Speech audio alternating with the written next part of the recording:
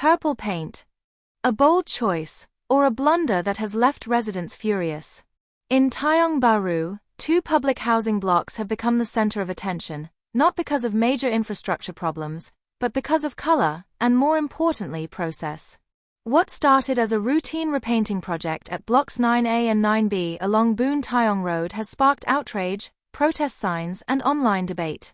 And at the heart of it all lies one critical question: were residents consulted at all? Welcome to 2230. Today's episode isn't just about color, but about community trust, transparency, and how public agencies communicate with residents in decisions that affect their living spaces. Stay with us, because what unfolded in Tiong Bahru might just reflect a wider issue across Singapore's HDB estates. According to residents, the selected color, described by some as the most saturated and awful purple, was slapped on without any meaningful vote. People reached out to the town council, only to be told there was no record of a vote being held. And that's when the signs started going up. Literal protest posters pinned at the foot of the blocks, voicing anger over the decision and demanding clarity. Now here's where it gets more interesting. Standard procedure for such repainting works usually involves a resident voting exercise. The town council or the residents' committee would typically provide options, several color schemes, presented visibly in notice boards or digital channels, for a block-wide vote. But that didn't seem to happen here, or if it did, residents say they weren't informed. Did the notice fail to reach them? Was the voting window too short? Were residents overseas during the decision period? These are all legitimate questions.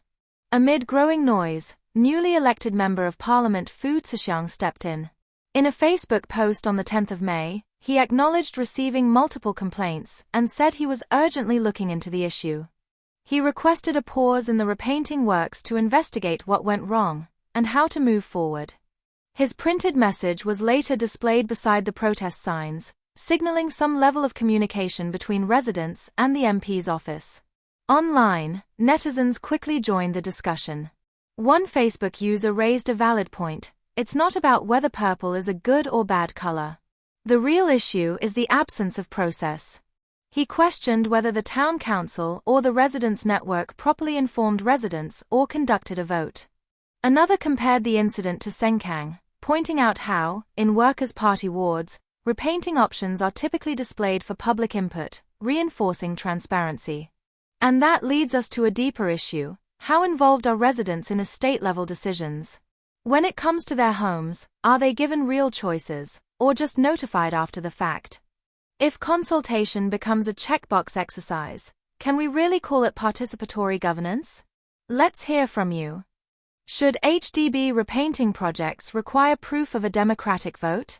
How can communication between town councils and residents be improved?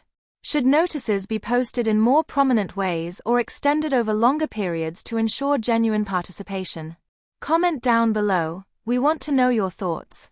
And if you've experienced similar repainting decisions in your estate, tell us what happened. Was there a vote? Did you have a say? This isn't just about Tiong Bahru. It's about every estate, every block, and every resident's right to be heard.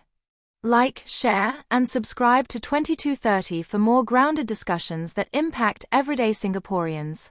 We'll continue tracking this story and any follow-up from Fu Cexiang or the town council. Until then, keep your eyes on your block's notice board. Because next time, the decision could be right above your doorstep.